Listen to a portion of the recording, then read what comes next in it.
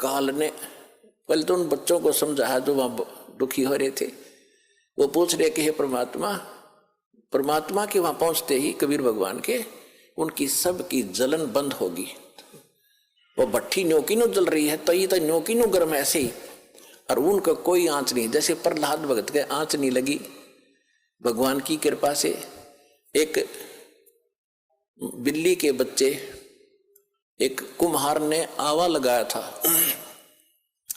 आवा लगाते थे मटके पकाने के लिए। कच्चे मटके में बिल्ली की आदत होती है कहीं से बच्चे उठाए कहीं रख दिए। उसने रातों रात एक मटके में बच्चे रख दिए। कुम्हार ने वक्त से आकर वो घड़ा नीचे दाब दिया, पहुंच गया जहां भी ठाठा धर दिया फटाफट जल्दी में, और अगले दिन उस दिन आग लगा दी उसमें। फिर वो बिल्ली आई घूम फिर के आहार करके, तो उसके चारों तरफ रोए, हाहाकार मचा रखा, बच्चे म्याऊ म्याऊ करे। तो कुम्हारी बड़ी दयालु थी, भक्त सी भगवान की पूर्व जन्म की। वो संस्कार देखो कैसे बिगड़ते हैं और कैसे बनते हैं। तो उस कुम्हारी को पता लग गया कि ये तो बिल्ली के बच्चे इसकी मटके में रह गए और अब हमारे वश से बाहर की बात हो गई। और अब माँ को पता होता है बच्चों का कितना दुख है। वो भी माँ थी और बिल्ली भी माँ थी। तो कुम्हारी ने मालिक से अर्ज लगाई, हे परमात्मा, हम पर पाप बनेगा, गलती बन गई, हे दाता इसके बच्चे बचे। उधर से वो बिल्ली भी पुकार रही थी। तो मालिक ने क्या किया, देखो पूर्व जन्म के दास जो आपको कह रहा है ये काल कैसे बर्बाद कराता रहा, क्योंकि ऐसी परिस्थितियां पैदा कर देता है कि हम अपनी पूंजी को नाश करते ही रहे। अब देखो आपने पुणात्मा, ये तत्व ज्ञान है। ये रामकृष्ण की स्टोरी तक कोई सुना देगा, खड़ा होगा, कितने भी सुन लियो तुम, 5-4 संस्कृत श्लोक बोल देगा, तुमने राजी कर देगा, दक्षिणा लेगा, ये होता ही रहा अभी तक। ये तत्व ज्ञान है जिसका सब तरह का निष्कर्ष निकलेगा। अब प्रश्न चल रहा है कि तुम्हारी चोरी हो रही है, तुम यहाँ पूंजी कभी इकट्ठी करते हो, फिर चोर कैसे कैसे तुम्हें लूटते हैं ठग। अब जैसे एक टटीरी थी, महाभारत में प्रकरण आता है, ये सच कथाएं हैं। आज तो वैज्ञानिक पाक गए, इनमें ना समझ माती ना हो, बाकी सच्चाई मिटा नहीं करती किसी के ना मानने से। महाभारत में एक कहानी आती है कि एक टटीरी पक्षी है, टटीरी, उसने कुरुक्षेत्र के मैदान में अंडे उत्पन्न कर दिए। जमीन पर पैदा करती है वह अंडे। और उधर से क्या हो गया, महाभारत के युद्ध का समय वहीं उसी दौरान खड़ा हो गया। चारों तरफ से दोनों तरफ सेना खड़ी होगी, आन लगी। तब उसने देखा है तो कमाल हो गया, तेरे बच्चे मारे जाएंगे, घोड़ों के हाथियों के पैरों के नीचे, रथों के नीचे आके कट जाएंगे। तो उसने भगवान से अर्ज लगाई, हे परमात्मा मेरे बच्चों की रक्षा करना। अब देखो दास जो आपको बार बार बताता है, तो उसी समय परमात्मा ने उसकी अर्ज सुनी। ऊपर से इंद्र के हाथी का एक घंटाड़ा टूटा, 88,000 मन का था। 88,000 मन, एक मन 40 किलो का होता है। 88,000 को गुणा करके देख लियो कितने क्विंटल बनेंगे 40 से। तो वो आके गिर गया, इतना भारा। अब उस महाभारत के युद्ध में किसने फुर्सत थी, किसने देखा, किसने देखा। महाभारत हो गया, 18 करोड़ आदमी कट के मर गए, और वो अंडा के आंच भी ना लगी, वो नो के नो बच्चे बन गए, वो नो के नो अंडे सुरक्षित पाए। फिर बाद में देखा भाई यू क्या है ना, होता है वो सब ने लाग लू को गिरा टेढ़ा, तो बच्चे पाए नो के नो, और टटीरी वहां आके बैठ गई। तो कहने का भाव ये पुणात्मा, टटीरी ना तो राम की पूजा करती थी, ना श्री कृष्ण न जाने थी, ना कोई विष्णु उस समय जानती थी, किसी को नहीं जानती थी। इसी तरह ना बिल्ली जानती थी किसने पुकारूं, आत्मा रोए थी उस समय परमात्मा। आत्मा परमात्मा को याद करती है, चाहे पशु की है चाहे पक्षी की। और उनकी सुनाई कैसे होती है, अगर उनके पूर्व जन्म के कोई पुण्य उनके साथ थे तो वहां बचाव होता है। जैसे दास पहले श्री राम श्री कृष्ण जी का, विष्णु जी का पुजारी था, हनुमान जी का पुजारी था, और घर में जो भी सुख हो रहे थे, सुख हम पहला सुख मानते थे संता ब्याह हो गया, विवाह के बाद बेटा बेटी हो गए, क्या बात हुई। और सोचते थे हमारे भगवान ने दे दिया, श्री राम ने दे दिया, कृष्ण ने, जो सा भी सामना आ जाता उससे का शुक्रिया कर देते थे। ध्यान में आते ही अगर हनुमान जी ने दया कर दी, बाबा श्याम जी ने दया कर दी। अब दया, अब पता चला, सूक्ष्म ज्ञान की रोशनी से पता चला कि ये तो हमारा पूर्व जन्म का संस्कार ही हमें मिल रहा था। जैसे पास हो गए बच्चे, इसी में सुखी मना खुशी मनाते हैं, बच्चे को तो वही बड़ी भारी बात होती है और बड़ा हर्ष का काम होता है कि पास हो गया, हो फिर नौकरी मिल गई, कहना है क्या, अच्छी सर्विस मिल गई। तो ये सब हम अपने इन भगवानों को देते थे जिनकी हम पूजा करते थे, श्रेय उनको देते थे, क्रेडिट। अब पता चला ये तो कुछ कर ही नहीं सकते थे, वो तो कबीर परमात्मा ही पिछले जन्म के संस्कारों से ही आपकी मदद करता आ रहा था, चाहे कोई पशु है चाहे कोई पक्षी।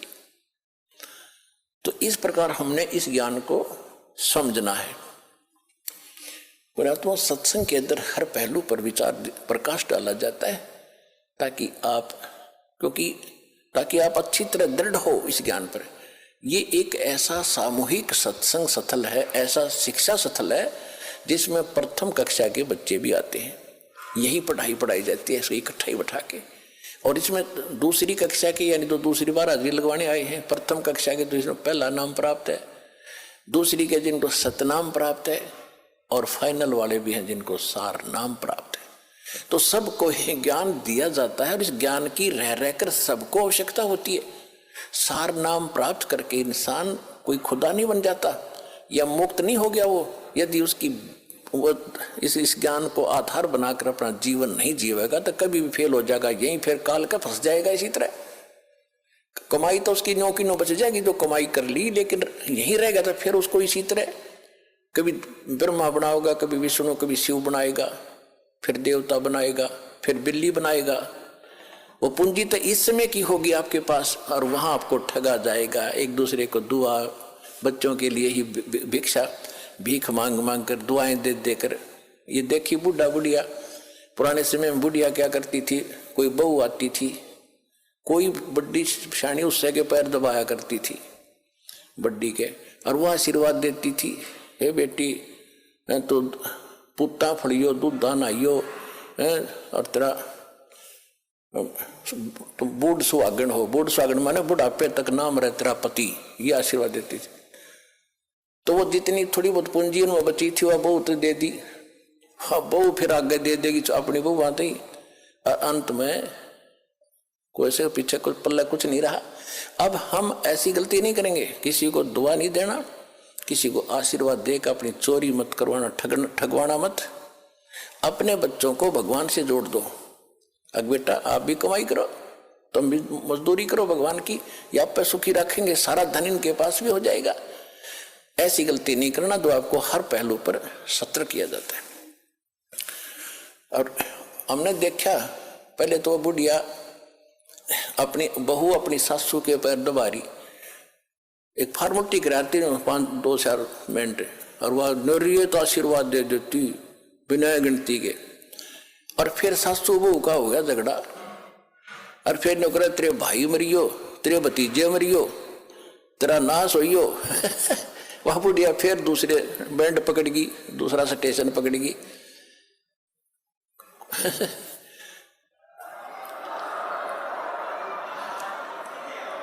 तो 9 प्लस माइनस करके कुछ तो दुआ में खोए, कुछ बद दुआ में खो दिया, बुढ़िया बूतरी बन गई, गधी बनकर घूमे, फिर अपना खाली होगी।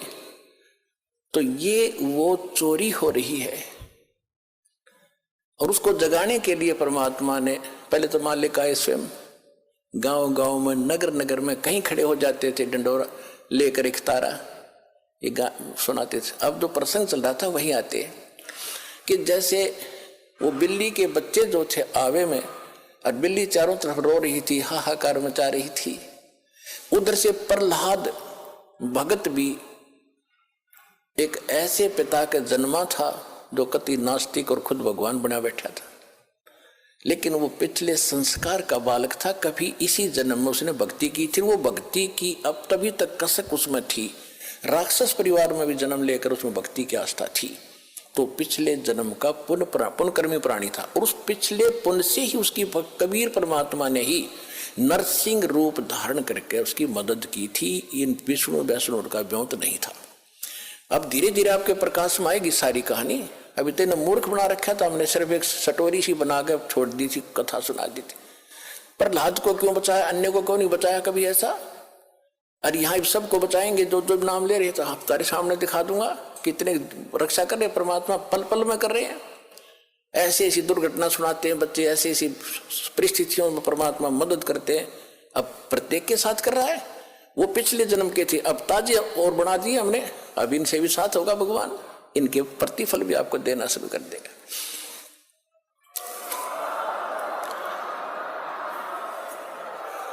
तो प्रहलाद कच्चा पक्का था। प्रहलाद के पिता ने बचपन से तो भगवान की भक्ति करता था, लेकिन विष्णु का पुष्प जैसे भी सुना ज्ञान किसी ऋषि से, नारद जी ने उसको गर्भ में शिक्षा दे दी थी जब वो गर्भ में था मां के। उसके आधार से वो विष्णु जी का पुजारी बन गया। और विष्णु का दुश्मन हिरण्यकशिपु उसका पिता, उसने ब्रह्मा की भक्ति करके शक्ति प्राप्त कर ली, थोड़ी बहुत सिद्धि शादी उस हृदय की गांठ से पंसारी बन गया कि मैं ही खुदा हूं, सुबह मरूं ना शाम मरूं, आशीर्वाद ले लिया, पशु से मरूं ना पक्षी से मरूं, अमर मान लिया अपने आप को।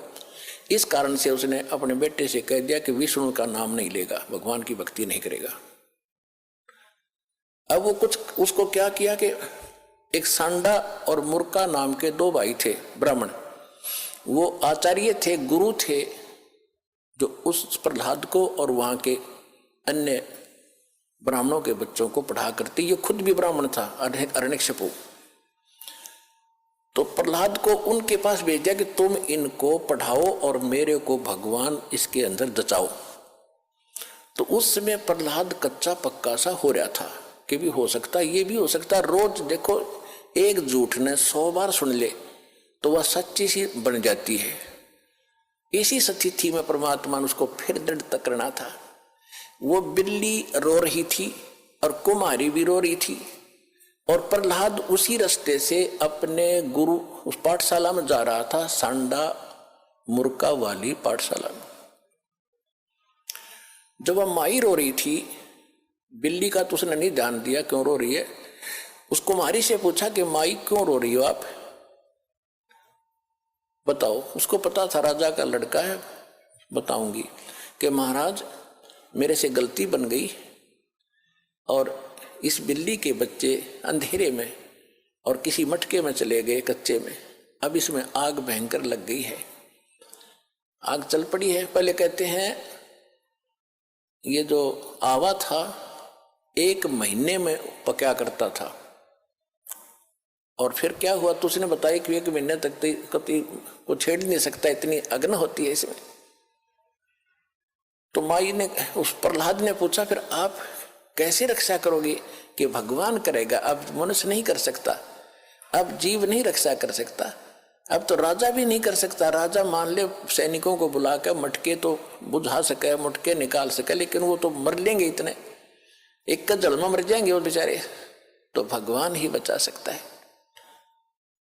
क्या माई भगवान विष्णु जिससे भी भगवान है, यानी क्या माई भगवान इतना ताकतवर है कि वहां भी रक्षा कर देता है? कहां बेटा। हाँ महाराज, परमात्मा इसीलिए कहते हैं। कहने लगा माई जब तुम ये आवा तुम्हारा पक जावे, तो उसने पूछा क्या तुझे विश्वास है माई कैसा होगा? कहा मुझे पूरा विश्वास है अपने भगवान पर। तो उसने प्रहलाद ने कहा कि जब तुम्हारा ये आवा पक जावे, ये किलन भट्टे मटके पकाने का भट्ठा, उसको आवा बोलते हैं, पूजा आवा, तो जब ये पक जाओ तो मुझे बुलाना, उसके बाद इसको खोलना, और यदि ये बच्चा जीवित पागे तो मैं भी इस भगवान के अतिरिक्त किसी को मानूंगा नहीं, किसी की भी, और नहीं तो माई खबरदार आज के बाद तूने राम का नाम यहाँ पर ले दिया, मेरे पिता का नाम लिया करो। उसका रंग टिट गया था थोड़ा सा, तुझे मालूम नहीं मेरे पिता को पता लग गया तेरे को जान से मरवा देगा। तो माई कहने लगी मुझे मालूम है, लेकिन मेरी मजबूरी है, आपके पिताजी भगवान नहीं है और इनको नहीं बचा सकते, मेरा भगवान बचाएगा। इस कारण से क्या हुआ, परमात्मा ने ऐसी अगले ही दिन ऐसी ठंडी हवा चलाई। वो तो लीला थी दाता की।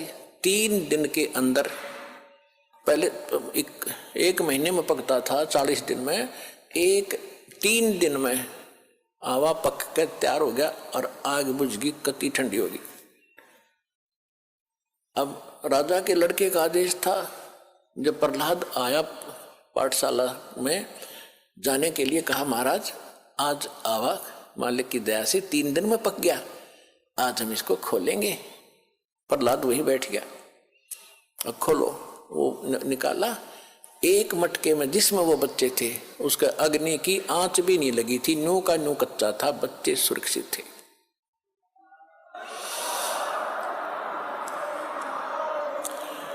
तो उस दिन से प्रहलाद को दृढ़ विश्वास हो गया कि सचमुच भगवान ही कर सकता था, मेरा पिता यहाँ कोई का कोई रोल नहीं था। तो बेशक राजा है और बेशक ये भगवान कहता।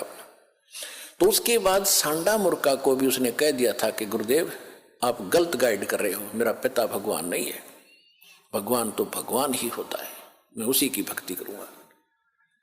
उसके बाद फिर पिता पुत्र की ठनगी थी। हाय हाय,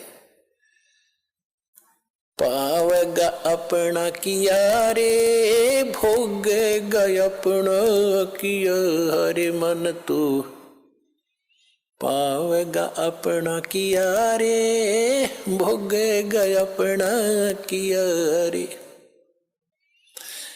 प्रहलाद पैज परवान करी है, धर नर सिंह अवतारे। प्रहलाद पैज परवान करी थी, धर नर सिंह अवतारे। दीन दयाल दया कर उतरे, एरना कुश उदर वेदारे, मन तू पावेगा अपना किया रे, भोगेगा अपना किया रे।